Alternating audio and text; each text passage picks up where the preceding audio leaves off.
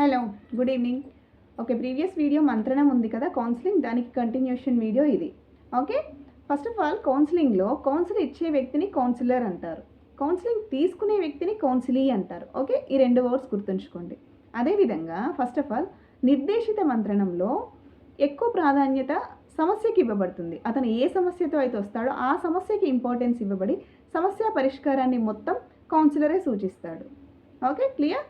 Second వచ్చేసి అనిర్దేశిత మంత్రణంలో ఎక్కువ ఇంపార్టెన్స్ అనేది కౌన్సిలీకి ఇస్తాడనమాట.